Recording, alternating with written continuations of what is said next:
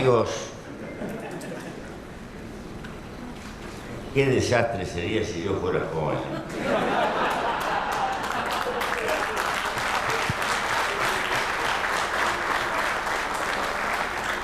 Porque si fuera joven capaz que me la creo. Me lleno de berretines.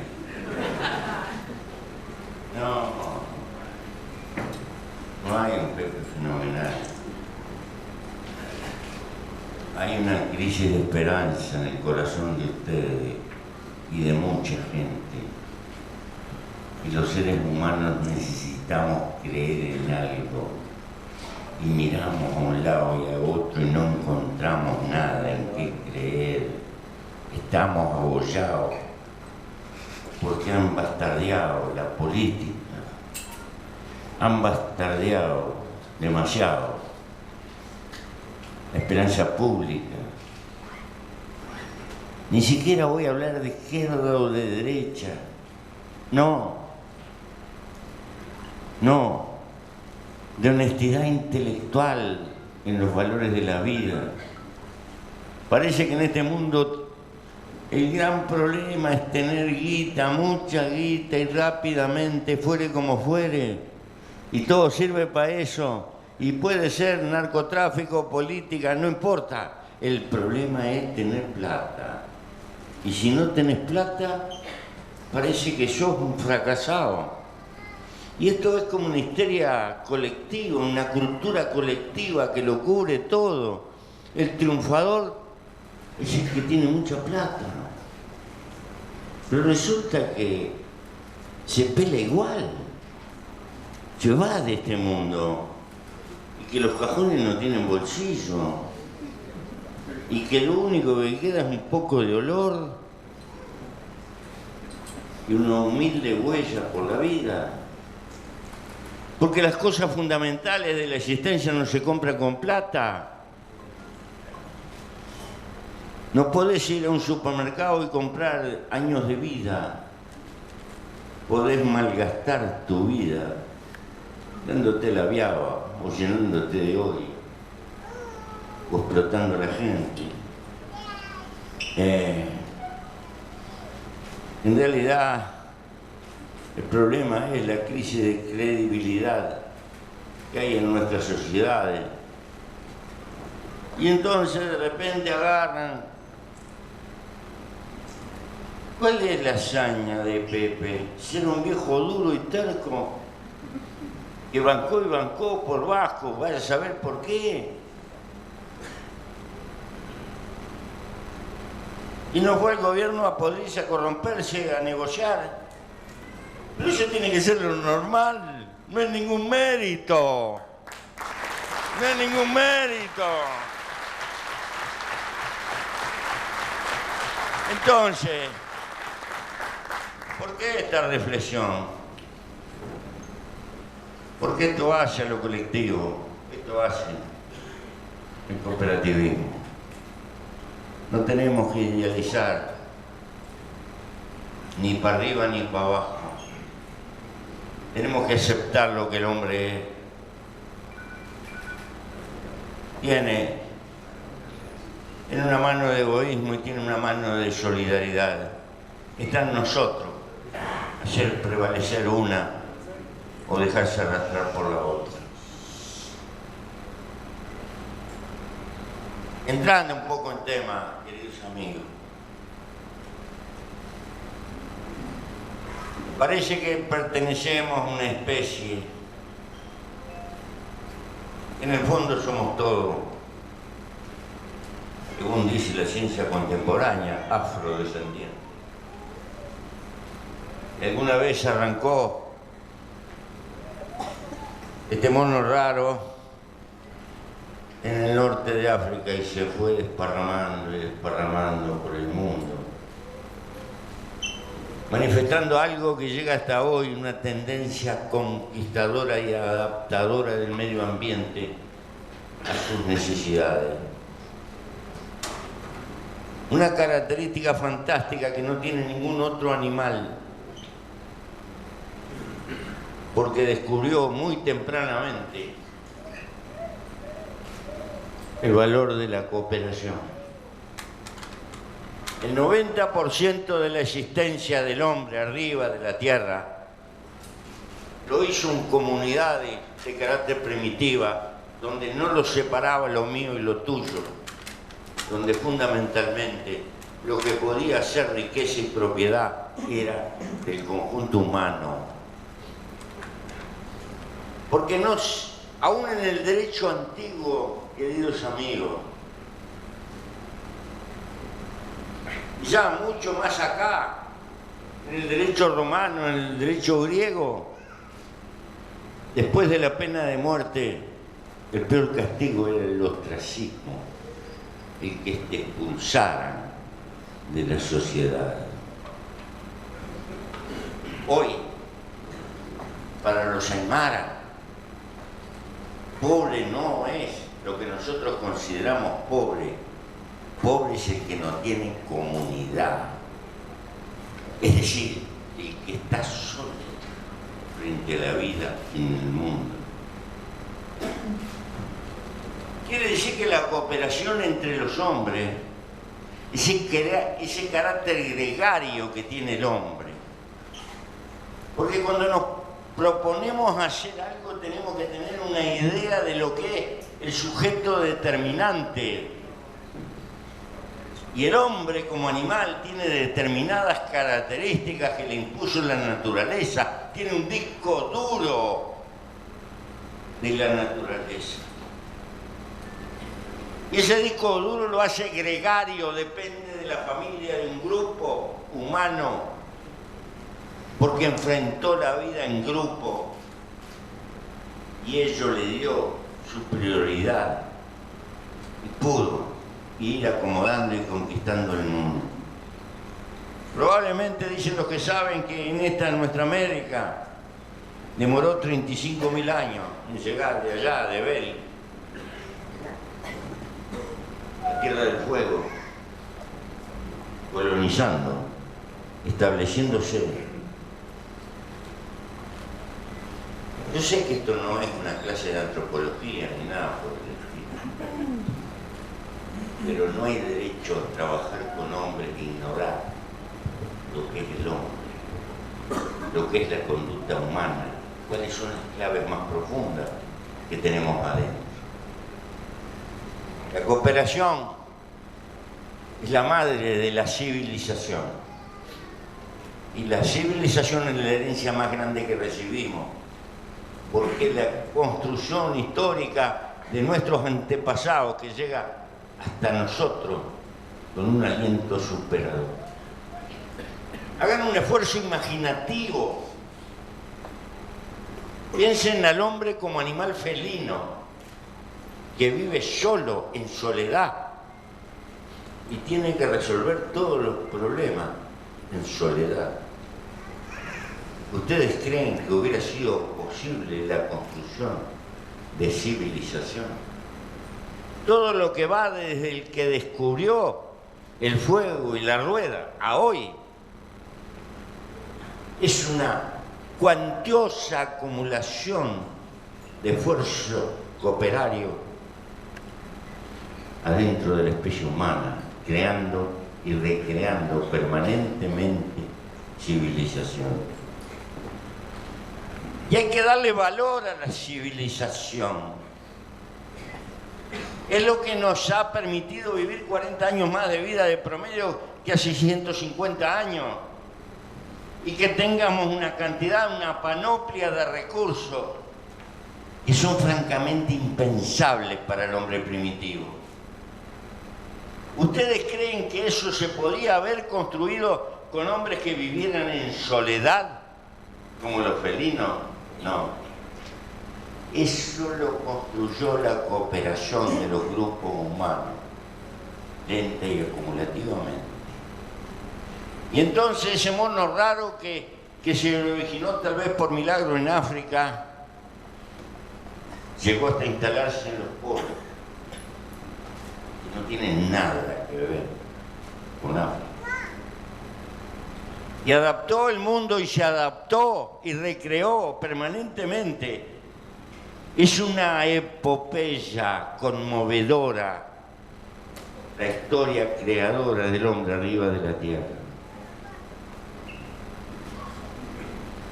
Esta es una característica que está metida.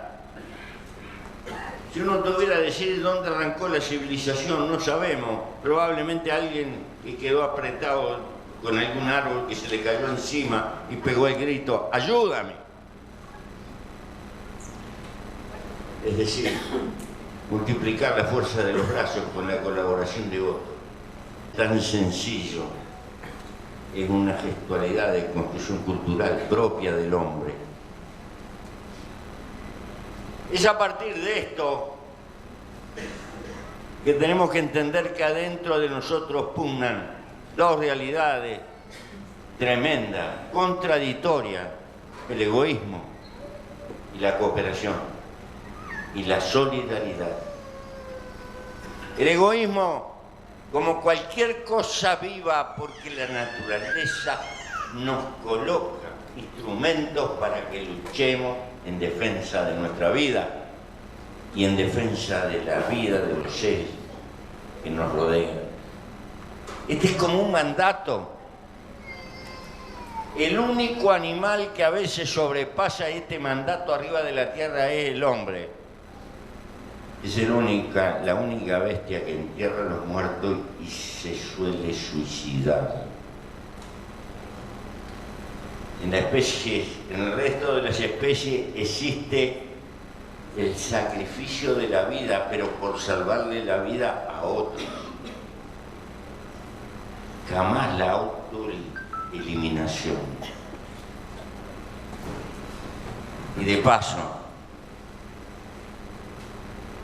el mundo pierde más gente por suicidio que por todas las guerras juntas, más la cuota de accidentes.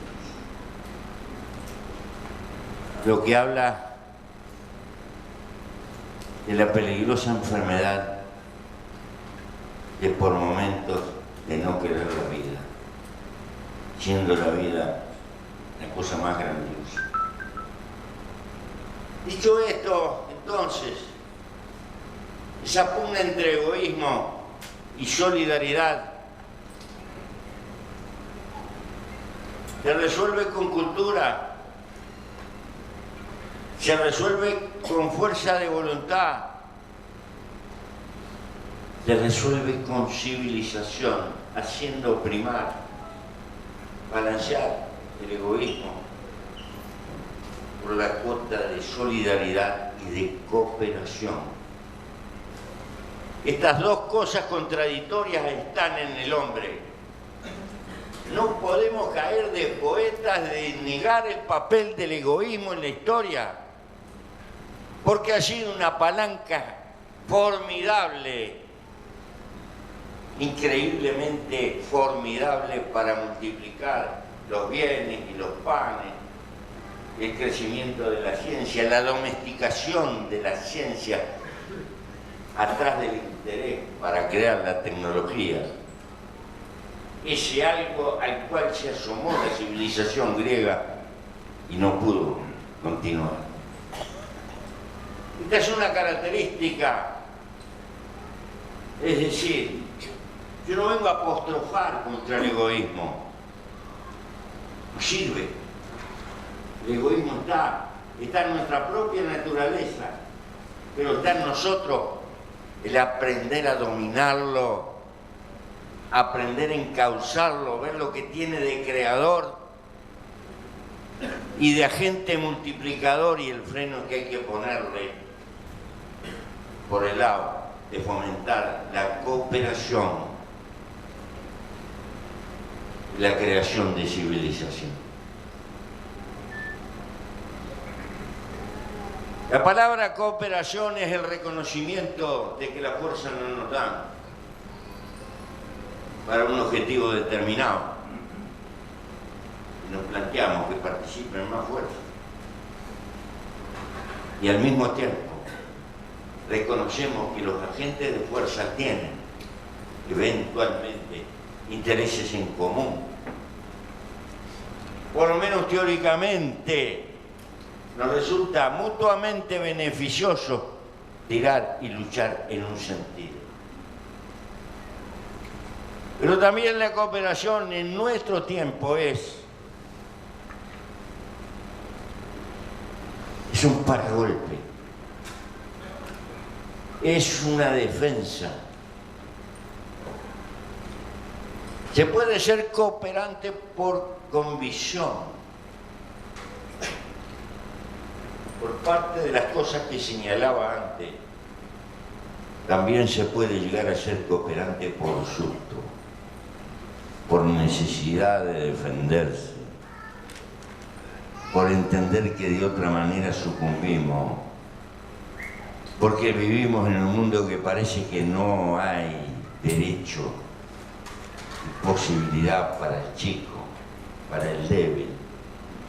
Y la única manera que tiene el débil de ser menos débil es juntarse con sus iguales para tratar de ser más grande, de tener escala, de poder luchar en el mundo que le toca vivir. Como se ve, la cooperación requiere, incluso para resistir, un grado de solidaridad. No se entienda, no se confunda solidaridad con altruismo. Solidaridad significa hoy por ti, mañana por mí. Altruismo significa te doy y te doy nada más y no espero nada. No, la solidaridad es una mano tendida que de alguna forma va, pero también viene. La solidaridad ha construido en el mundo mucho más que el altruismo. Y es una singularidad del hombre. Pero nos toca nacer en una época explosiva del capitalismo. Y capitalismo no es solo una forma de producir y de distribuir. Es además una cultura, ha generado una cultura, ha generado una serie de factores comunes que signan nuestra vida y que tienden a determinar las emotividades profundas de nuestras vidas sin que necesariamente seamos explícitamente conscientes. No podemos rehuir la influencia de la máquina boba, de la mañana a la noche, compre esto y compre lo otro. Y mire que las arrugas se le van a ir si usa esta crema y si se pone esto y todo. Y los kilos que te sobran te lo vas a sacar con un aparato. Todo eso, claro. Para curarnos.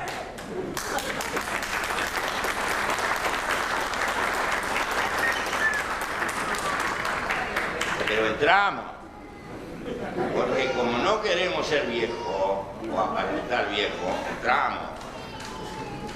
Y como queremos aparecer más bonitos, también entramos. Entramos por las necesidades profundas que tenemos de nuestro yo, que son el amor a la vida. Hay capos de la psicología humana atrás de las técnicas de propaganda para dominar y transformar reacciones instintivas en manejo del mercado. Se ha puesto mucho valor en el conocimiento de la conducta humana para explotar las debilidades. Y estamos sometidos a todo eso. Es una civilización de marketing. Te ponen en un auto y al lado le ponen una piba bárbara, como si comprando el auto tuviera piba y algo por el estilo. No te lo dicen, te lo dicen. Te eviten todo eso, ¿verdad? Todo verso. Pero entramos. Bien. Esta es la cultura del capitalismo. Porque el capitalismo necesita tasa de ganancia, necesita que los negocios caminen, necesita que compremos. Y cuanto más compremos, mejor. Y si compramos a crédito, Y tenemos que pagar mucho interés mejor porque eso es la aventura del otro capitalismo, el financiero. Todo eso se llama la realidad. Pobre de los ministros de Economía, si el mercado no funciona, si la gente no compra. Y si la gente se pone mancheta un día y dice, no compro nada. Es la ruina, la derrota de todos los economistas del mundo. La derrota abismal.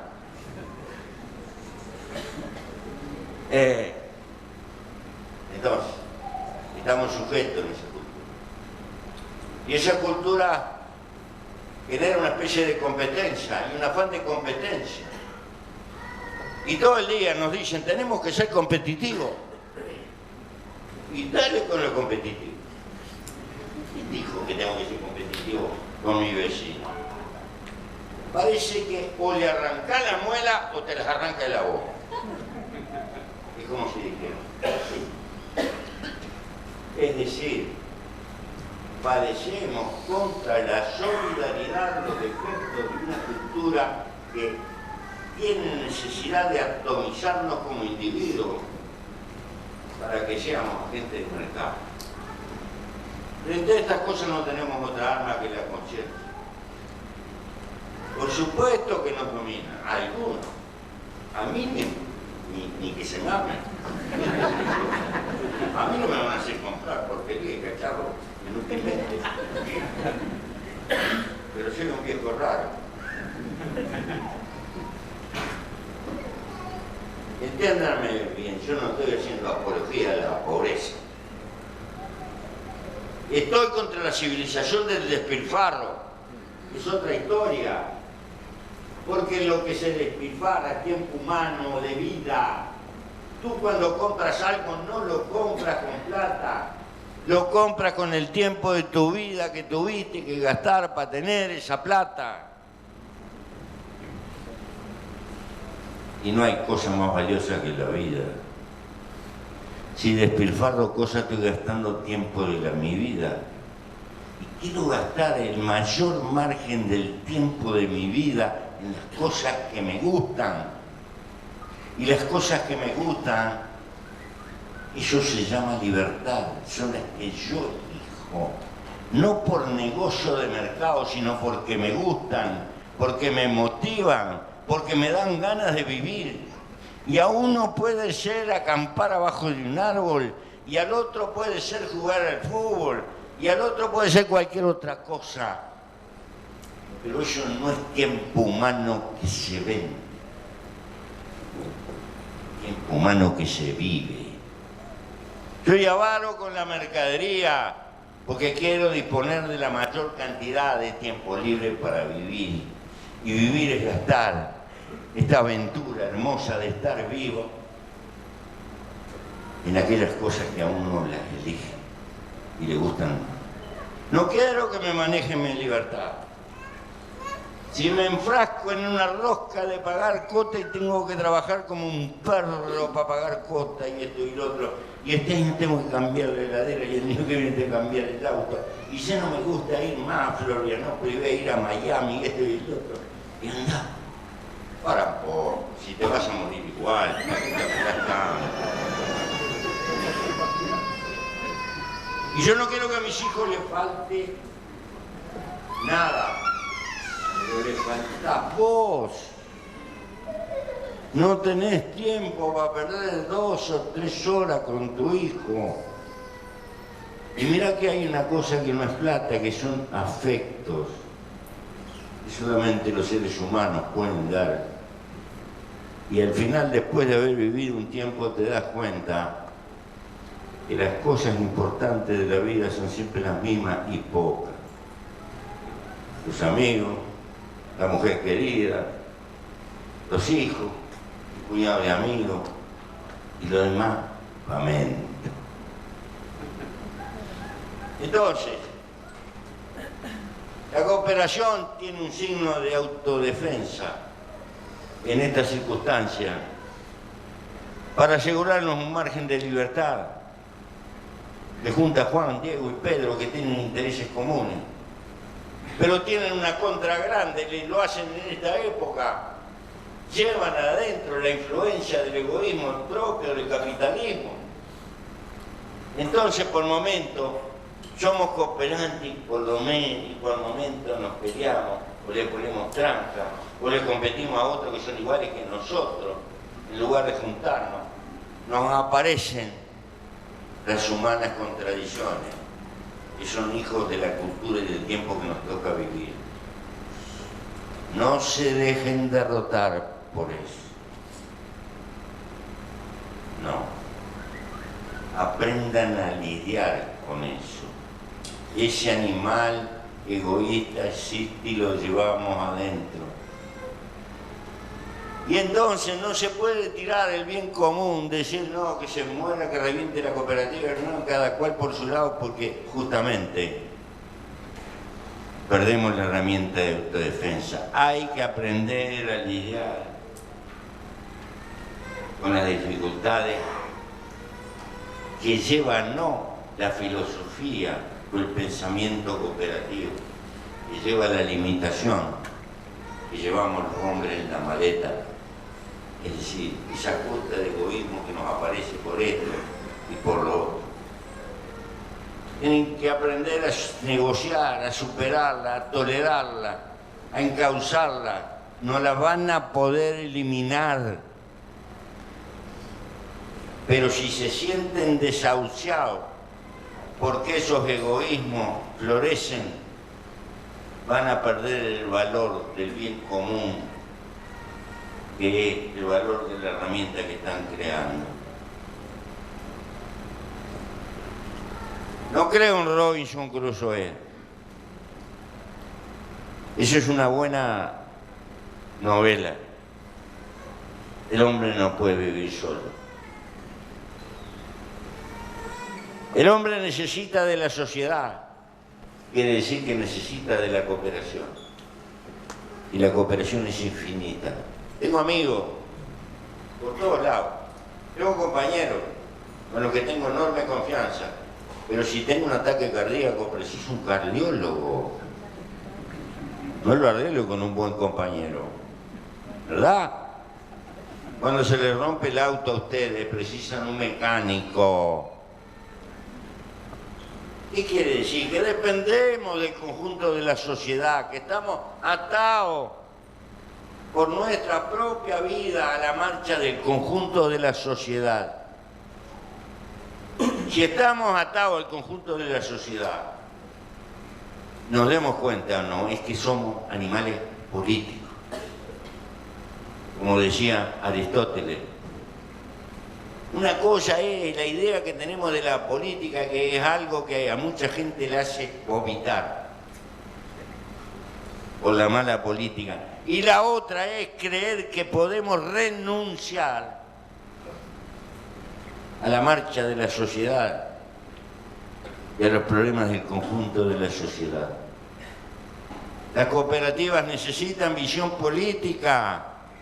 No confundan visión política con definición partidaria. Esa es otra historia. Pero las cooperativas tienen que luchar por su existencia y aprender a encauzar su fuerza y tener capacidad de lobby en el mundo en el que vivimos. Porque el peor peligro de la democracia contemporánea es desembocar en una plutocracia.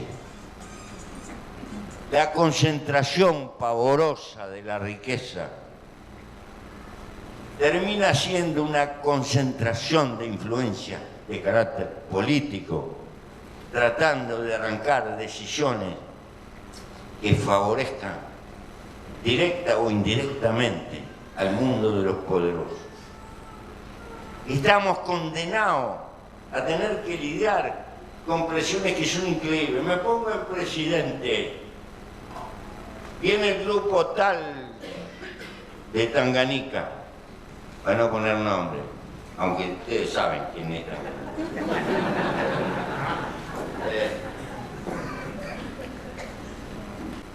Y le tengo que dar a veces mejores condiciones que a los que tengo en el pago, para que se instale. porque necesita los puestos de trabajo, para la barra está sin laburo. Pero los que ya vienen tienen un disparate de guita. Y yo todavía le estoy dando más ventaja para que se instale, porque necesito que den trabajo. Con lo cual contribuyo a que se concentre más la riqueza, porque le doy más ventaja. No es changa las contradicciones que tenemos, ¿verdad? No es changa, tenemos que lidiar. Pónganse en la contracara ustedes, aislables a uno, pequeños productores, pequeños industriales, pequeños comerciantes. Pelear con ese mundo. De repente con cadenas de supermercados que compran y pagan a 60 días, 90 días, te jinetean la guita. Yo le llevaba tomate hace años. Un bruto de supermercado, con una motita llevaba 5 planchas, 10 planchitas de tomate, me pagaban a los 60 días, me jineteaban la guita.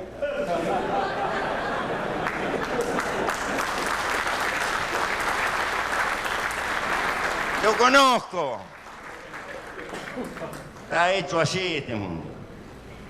Está hecho así. Tengo unos amigos que trabajan haciendo determinados productos a una gran transnacional, le paga cada 5 o 6 meses. Sí, sí. Ese es el mundo que nos toca vivir. Por eso hay que cuidar el sentido de la asociación. Eso no se puede pelear de a uno. Y aún no sucumbimos. Ya quedamos. Miren, ustedes saben que Estados Unidos es un país de una tremenda agricultura, cosa que no solemos olvidar. Es el primer productor mundial de soya, primer productor de maíz, etcétera, etcétera. Y nos tiene acalambrado con lo que tira para el mundo exterior, a veces subsidiado, tiene un mercado grande. Está vendiendo a mulos de pollo a $500 la tonelada. ¿Ustedes creen que se puede vender carne de pollo a $500 la tonelada? No. Pero tiene un terrible mercado interno y le gusta la pechuga. Y le sobran los mulos. Entonces sale, le vende a Cuba a $500 la tonelada. Yo le dije a los cuales, no creen ni un pollo. No, estos números no cierran. Claro. Las pechugas que venden amortizan todo el costo del pollo y eso es como un descarte que le queda. Y después te hablan de competitividad y mercado mundial y todas esas. Y ese es el mundo que nos toca vivir. Por eso hay que juntarse y asociarse, pero no solo para comprar y vender, para defenderse. Si van de a uno son nada. Si vienen en barra, los señores que están en el gobierno tienen que hacer algo. Tienen que hacer algo porque hacen demasiado ruido. Y a uno no tiene suerte. Cuando digo que tiene que manifestarse políticamente, que tiene que luchar en el campo de las influencias por sus intereses. ¿Y por qué creo que es sana esta lucha? Y sana esta lucha porque contribuye a redistribuir el ingreso nacional. No es solo una cuestión de decir pobres son más débiles. No.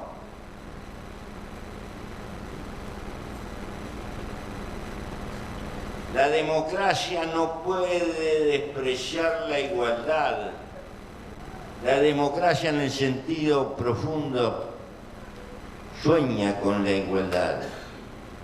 La igualdad de los semejantes, que no es la absoluta identidad, pero que significa que es cierto que el maíz nace desparejo, pero no hay tanta diferencia. Que las diferencias son los grados de oportunidad y las oportunidades que da la vida. Entonces, hay que defender que la propia economía contribuya a distribuir la riqueza y los movimientos cooperativos tienen ese valor, tienden a defender una redistribución de la riqueza. Me pintan una cadena de supermercados de Carrefour. Vamos a ponerle un nombre medio francesado, oculto. Carrefour. Pero fíjate qué negocio. Viene para poner un boliche, porque si te ponen un boliche grande, bacán, se te instalan y ¿qué vienen a explotar el mercado tuyo? ¿Y a cuántos bolicheros matamos en la vuelta? Queda el tendal. Porque tiene mayor poder de compra, mayor poder de ley. Y allá van los productores, nosotros mismos. Mire usted para colocar en la góndola en tal lugar, acá tiene que ponerse con este, con el otro. Y va a colar. Y esas van formados. Cuanto más boliches chicos tengamos, más nos defendemos todos, más distribuimos la riqueza. Es al revés. Tenemos que pelear por el vitro, tenemos que pelear por el boliche bien puesto. ¿Por qué? Porque atrás hay una familia y hay una distribución del ingreso. Y es mentira que lo otro es más barato. Es una soberana mentira. Es exactamente al revés. Y le cambian las costumbres. Yo vivo en un barrio de verduleros, de productores de verduras. Tengo un amigo. Ella tiene un montón de señoras que ponen la lechuguita, la ponen en una bolsita. Tres colores distintos de lechuga en una bolsita. Le venden la bolsita o hacen unos pucheritos. Porque es una cocina bárbara. Pelardo papa y peloncho. Entonces está la verdurita picada para hacer un pucherito y la venden. Acá la cuenta. La roban a la gente. La roban. Francamente. Es un anda piña, un asalto más normal. Pagan en la tabla seca 20 pesos en el pago. Como oferta lo venden a 48. El sacrificio bárbaro. Y todavía te ponen oferta en el diario. No.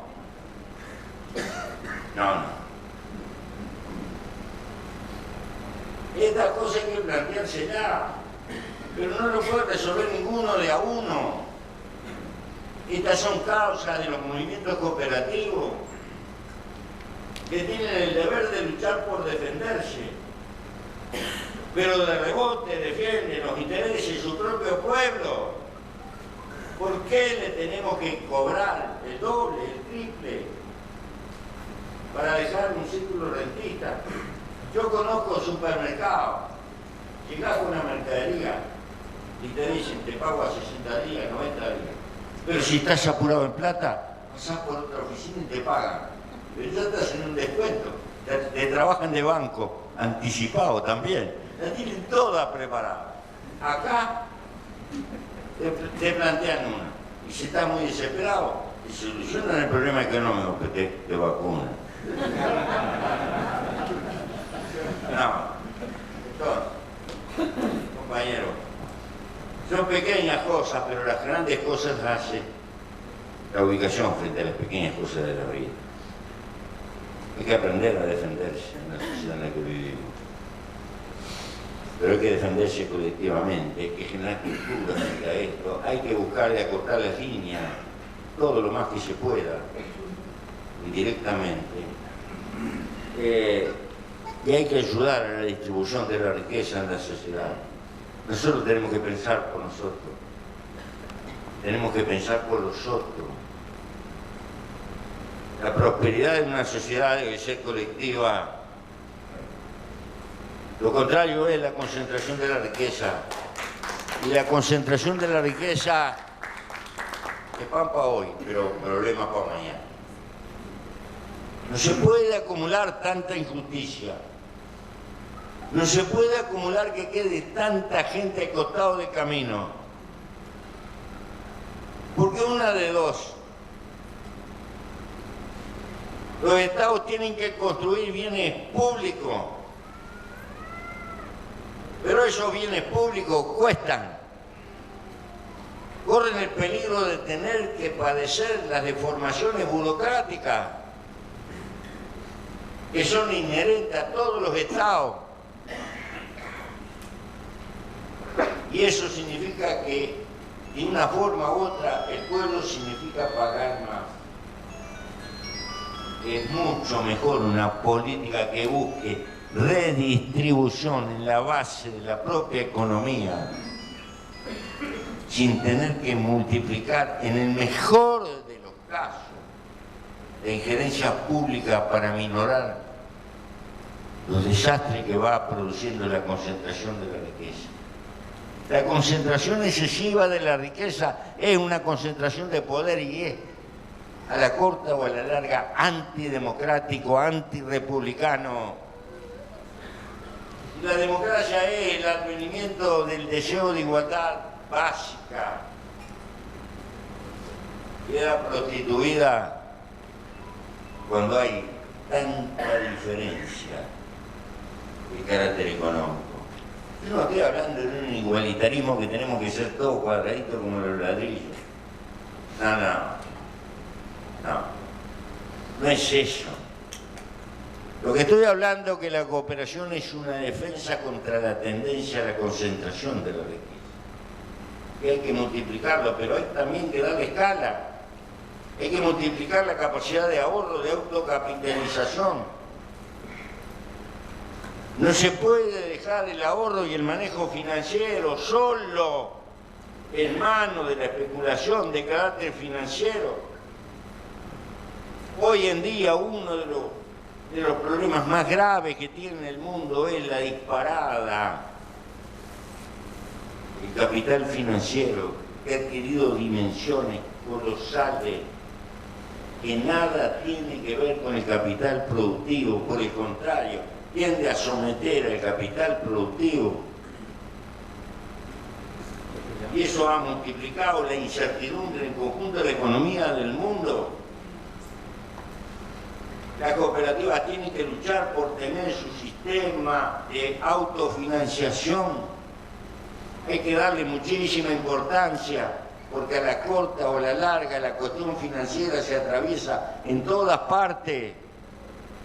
Y hay que luchar por tener fondos propios administrados con un criterio cooperativo que no significa regalar la plata, porque no se puede regalar. Pero la única ventaja que teóricamente tiene en gran escala el cooperativismo es la capacidad de resistencia. A ver si me entienden.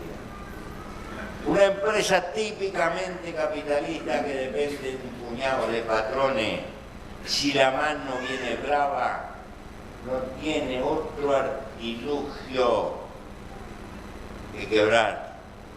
Y para eso preparó sacar la guita para afuera, etcétera, etcétera. Y ustedes esa la conocen por todas partes.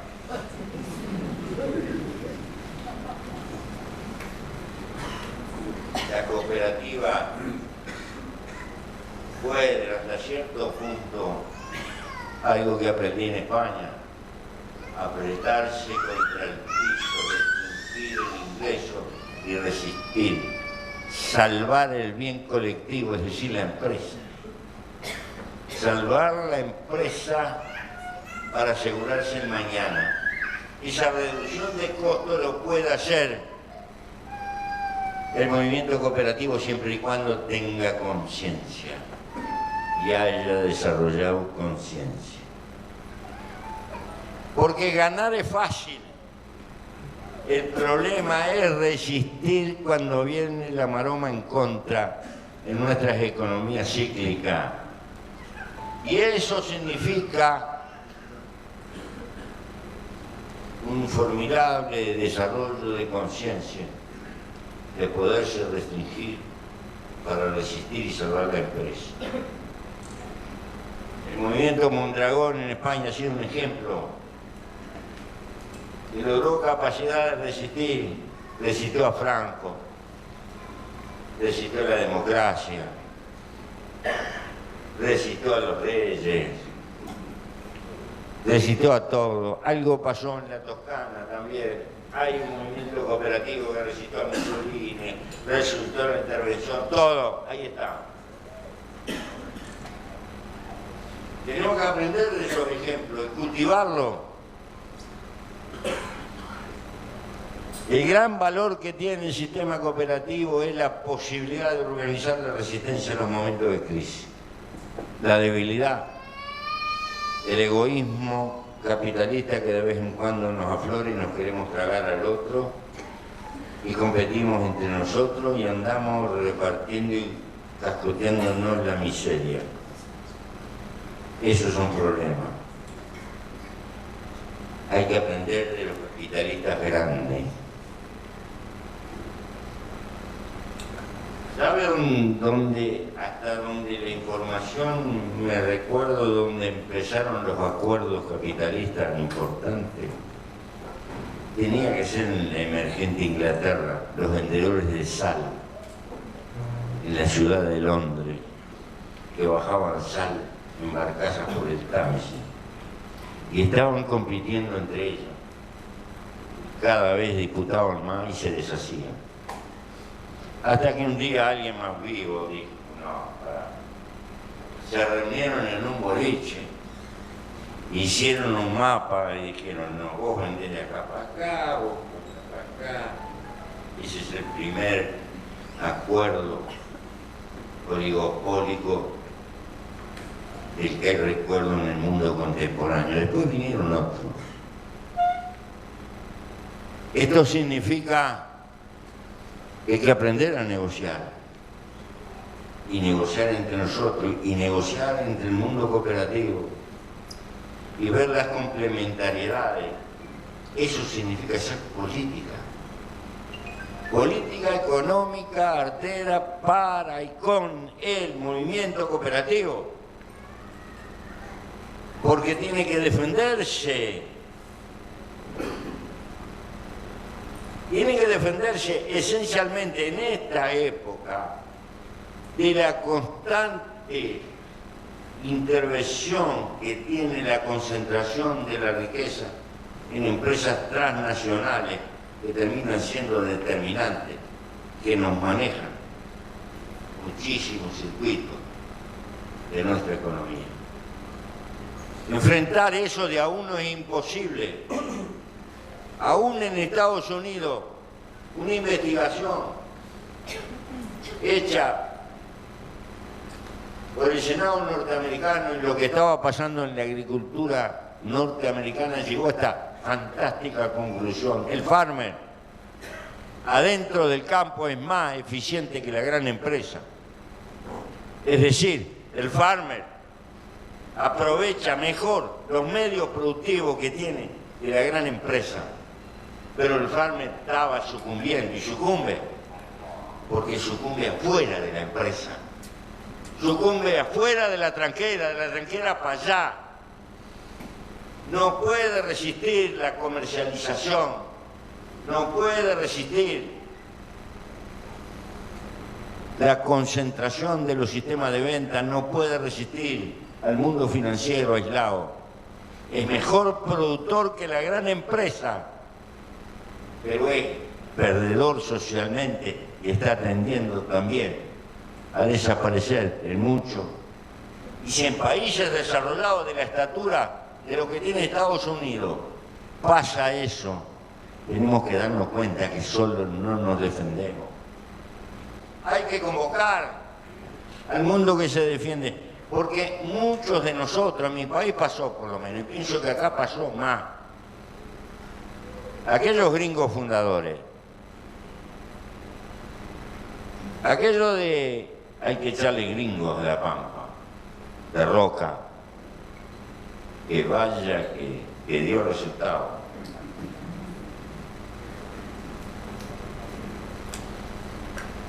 Ya venían muchos con una cultura cooperativa, así como nos vinieron las ideas de sindicalización y de organización sindical. Y en los 1 de mayo había que hablar varios idiomas porque eran un montón de obreros gringos que venían de todas partes. También pasó y las ideas cooperativas vinieron. Pero hoy estamos en otro circuito. Aquella era la herencia de una manera de vivir solidariamente, con un sentido casi ancestral. Era lógica la cooperativa, porque en una carneada en Europa, tipo bodas de Camacho, iba todo el pago a la carneada. Porque alguien que tenía que salir dejaba a su hijo con los vecinos, porque ni siquiera existían ni sabían lo que quería decir la palabra cooperativa. Pero de hecho vivían cooperando unos con otros en el medio de las dificultades materiales. Pero eso era aquel tiempo. Hoy estamos en otro tiempo, hacé la tuya. Hoy estamos en el tiempo que nos insufla que tenemos que ser competitivos y triunfadores. Lo que significa poco menos que tenemos que cortarnos de a uno. Y como nos agarran de uno, terminamos trabajando por un salario y chao, la quedaste. Y la quedaste y empezaste a pagar cuentas y de ahí no salís más. Entonces, el movimiento cooperativo hoy es una autodefensa. Una autodefensa de empresarios que, limitados, con pocos medios, que no se resignan a desaparecer. Me parece de una dignidad tremenda esa causa. Y una dignidad tremenda. Entonces, me parece que la lucha por solventar es una etapa histórica. Y voy a finalizar con un punto. Tal vez los latinoamericanos debiéramos ser mucho más colectivamente cooperativistas. Para los latinoamericanos del sur, sobre todo, estratégicamente ninguna causa es más importante que la integración económica, técnica y científica. Tenemos nuestras inteligencias divorciadas. Nuestros hijos más calificados se los llevan de nuestros escenarios porque no tenemos capacidad de retenerlos. Caemos en la estupidez. Que si un ingeniero es chileno, en Uruguay no puede trabajar porque no tiene reconocimiento. Y lo mismo con un uruguayo cuando va para allá. Corremos la inteligencia, racionamos la inteligencia. No juntamos nuestras universidades, nuestro sistema de investigación es esmirriado, cada cual por su lado, en lugar de hacer una vaca común, de darnos cuenta que la investigación es por venir y que los recursos que podemos poner son limitados y que si no avanzamos en el campo de la propiedad del conocimiento, ahí sí que nos vacunan. Y que la integración empieza por integrar la inteligencia. Si no integramos la inteligencia y la cultura, no nos vamos a integrar la economía. ¿Y por qué integrarnos? Porque no somos nada en este mundo, porque somos menos del 15% de la economía del mundo, y va a haber que negociar con China, y va a haber que negociar con estados planetarios de dimensiones colosales, y para eso hay que tener masa crítica, también desde el punto de vista diplomático. Bolívar o San Martín podían soñar con una idea política de integración. La nuestra es por susto. Es distinta, la de ellos era por sueño, por generosidad. La nuestra por susto. Nos integramos. Tenemos la inteligencia para defendernos, de juntarnos, para crear un paragolpe en nuestra república y tener una visión de peso relativamente importante en el área internacional. O somos unos peleles. Tenemos que ir a negociar de a uno a Wall Street y tenemos que ajustarnos al derecho de ellos y poner abogados de ellos Dios me libre. Dios me libre.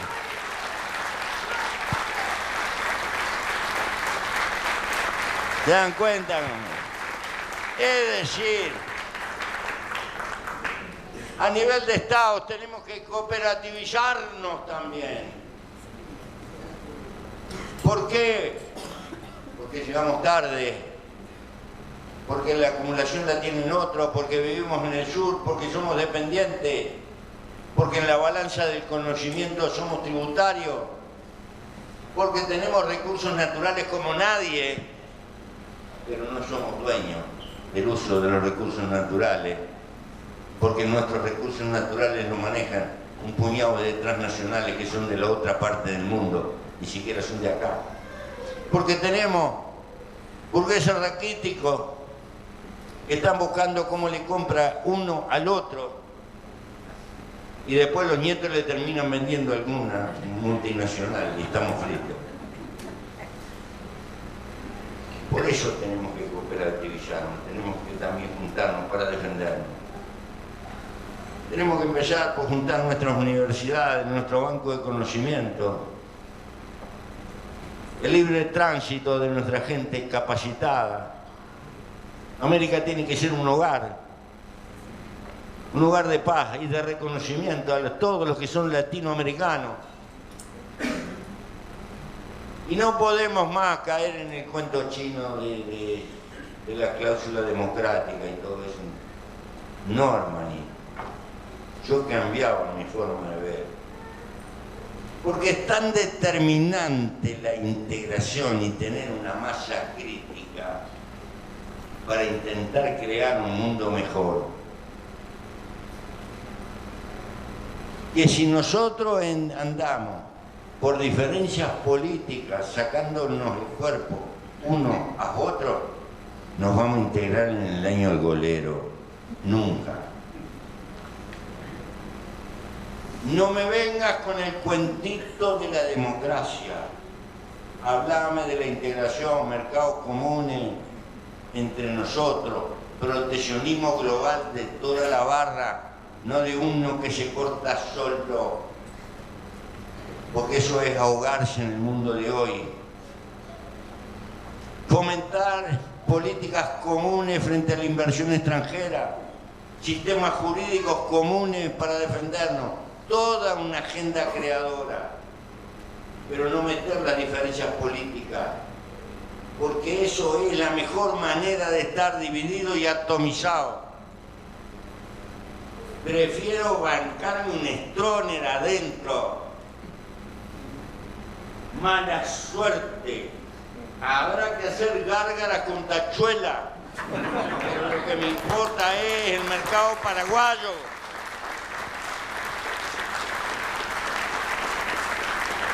¿Saben por qué? Hay que cambiar. Con el cuentito de la democracia nos van a hacer pelota. Pero que vienen los gringos a hablarme de democracia. Pero mira el cráneo este. Y vota el 40% de la gente. ¿Pero de qué democracia me venía a hablar? No vienen a dar clase de democracia, de derecho humano. Tienen el récord mundial de presos por habitante. No. Yo tampoco pienso que los chinos son carmelitas descalzas, ¿eh? Es la otra que se viene. ¿Y cómo negociamos con eso?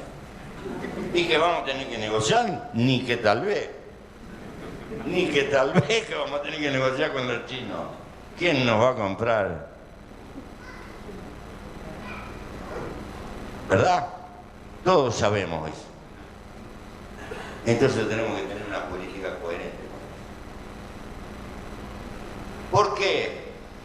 Porque será posible tener un continente más libre, más democrático, con mejores derechos humanos, si logramos arrancar la pobreza, si somos dueñas de la tecnología que nos maneja, si nuestros mercados son interdependientes entre nosotros. Y entonces hay para sustentar una democracia generosa que atienda a los débiles. Pero si seguimos con la jeringa metida dentro de las costillas, chupándonos y chupándonos y chupándonos lo mejor, estamos fritos. Lo primero es arreglar la integración, después tendremos política mejor. Porque tendremos Ustedes no vieron que cada vez que hay una crisis económica se desemboca en un lío político. Porque cuando no hay para repartir y cuando hay que achicar el reparto, se arma lío. Esta lesión es más vieja que el agujero del mate. Entonces, tenemos que pelear por una política que agrande la existencia de los recursos comunes en nuestra América. ¿Esto qué significa? Tenemos que lidiar con los chinos. Quieren poner una fábrica de automóviles. Hagan las cajas de cambio en la Argentina. Hagan los motores en Brasil. Y en Uruguay hagan la escobilla para los vidrios. Pero hagan algo que nos integre. Si los dejamos sin política, van a estar en el mercado más grande que Brasil. Y los demás quedamos colgados. Tampoco le sirve a Brasil, porque a Brasil le conviene que nos desarrollemos todo. ¿Se dan cuenta? Es decir, del drama de ustedes y de la lucha cooperativa también se defiende una estrategia nacional.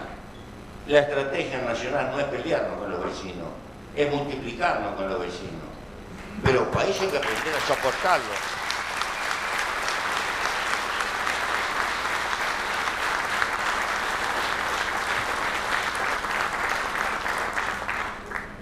Entonces, queridos compañeros, los felicito por este encuentro. Yo estuve en un encuentro parecido en Córdoba hace un tiempo.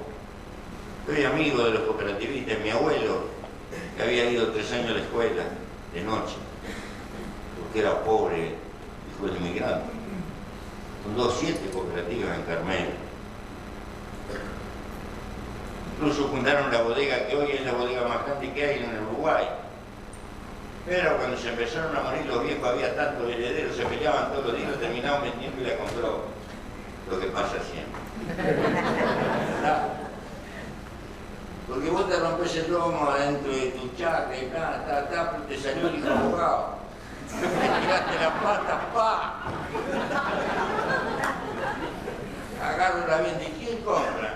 Y compra el panzón del pago, el que tiene y se va agrandando cada vez más, ¿verdad? Eso también hay que enfrentarlo.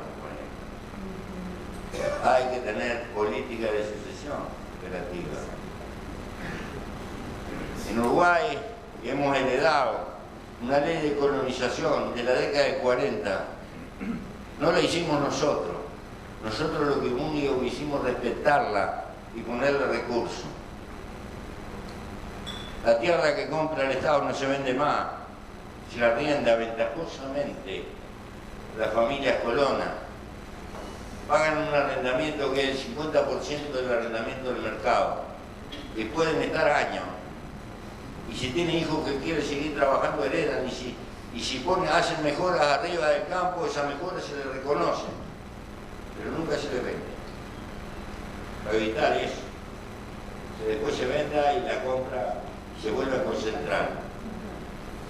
En realidad, estamos haciendo algo como hacían los incas, más o menos. No es ninguna novedad. Pero créanme, da resultados. Probablemente ese instituto de colonización un día lo vamos a tener que defender muy calientemente porque va a llegar algún gobierno desesperado que le va a querer echar mano. Vale más que todas las industrias del Estado, el valor de tierra que tiene hoy. Creo que con esa política hay que seguir. Como algunos de nosotros pertenecen a la izquierda, puedo hablar de reforma agraria y nos tratan un cantero de perfil. No ponen nada. Se puede en un sistema como el nuestro pelear por ese tipo de cosas. En realidad los seres humanos no precisamos tener tierra. Precisamos usar tierra, la tierra nos tiene a nosotros.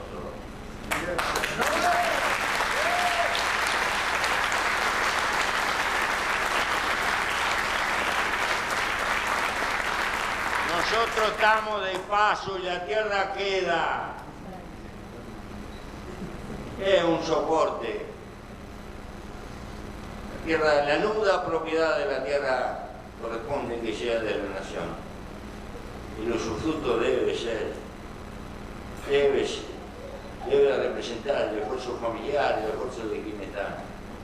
La tierra no es propiedad para el que trabaja. El que la trabaja tiene todo el derecho al uso de la tierra. Pero la tierra es el bien patrimonial más importante que tienen las generaciones, los que van a venir luego de nosotros. La tierra tiene que ser cuidada, la tierra es sagrada, la tierra es hembra porque es paridora. Y hay necesidad de cuidar el suelo, cuidar el agua, por lo que nos da hoy, sobre todo por la deuda que tenemos con los que van a venir.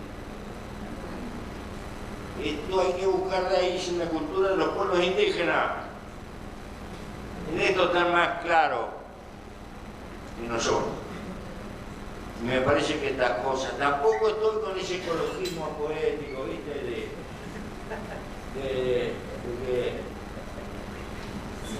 Y es bueno estas cosas hablar en Argentina.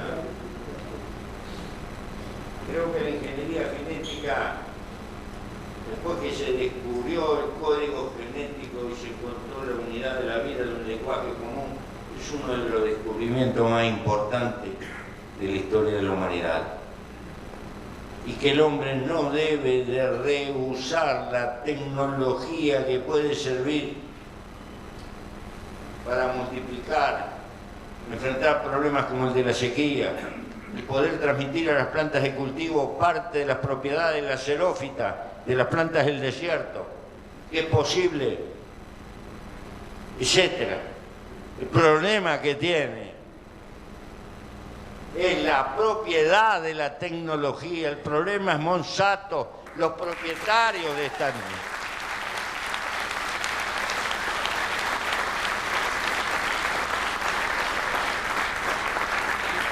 Son los estados que se tienen que hacer cargo de esto. Las naciones precisan institutos de investigación como bienes públicos, porque esta es un arma de defensa de la vida humana y del equilibrio de la naturaleza. Ojo, porque se cae en una cosa que poco menos que tenemos que ir al maíz de 700 kilos que plantaba mi abuelo. Con lo cual vamos a dar toda la Argentina y no alcanza. Y destrozamos todo. No, no es eso. No confundamos el problema de fondo, que es el manipuleo de una tecnología por grupos de capital, que además, por la necesidad de cubrir los costos rápidamente, pueden hipotecar el principio de prudencia, que el principio de prudencia necesita larga experimentación y certificación de no meter boñatos adentro de la cadena de la naturaleza. Y eso tiene que ser algo muy controlado por los estados y por la ciencia. Esto sería como decir no al motor a vapor de las épocas pasadas, no al motor a combustión, etc. Y es bueno que las cooperativas también, porque parece que acá te lees un par de revistas de sensacionalistas y ya salís a perorar de que y después y te hablan de ecología, de cuidar la naturaleza, pero cambian el auto todos los años, dan una cosa, unas pizzas que la gran flauta, viajan para acá, viajan para allá, para un poquito. El primer cuidado con la naturaleza es frenar esta economía de despilfarro. Compañeros, si tenemos que cambiar el celular cada 2 o 3 meses, porque hay que comprar el otro, y esto, y lo otro. La economía de despilfarro es la primera agresión que hay contra la naturaleza. Y es contradictorio en nuestra civilización, que es nuestra civilización vertebrada en derredor del mercado es contradictoria con el cuidado de la naturaleza. La naturaleza significa que no hay que despilfarrar. La naturaleza está genialmente hecho. Morimos y ahí hay un conjunto de granujas pequeñas, la mayoría microscópica, que nos desintegra y nos incorporamos al mundo mineral y otra vuelta entramos en el ciclo de la vida. No tira nada la vida. El que hace basura y cosas inasimilables del ser humano. Hay tortugas que pueden vivir 500, 600 años, la estamos matando porque comen una bolsa de plástico. Monumentos a la biología. Es nuestra civilización, compañeros. En el fondo hemos creado una civilización que no gobernamos, pero este es otro problema. No voy a hablar hoy porque es demasiado largo. Y ya los tengo cansados. Arriba la cooperativa, no se cansen. No tienen ningún triunfo a la vuelta de la esquina. El triunfo es el camino mismo. Porque el triunfo no está al final, está en el camino mismo, en el andar. Pero si queremos que sobreviva la clase media y buena parte de los trabajadores en este país, hay que cuidar y multiplicar los movimientos cooperativos. Gracias.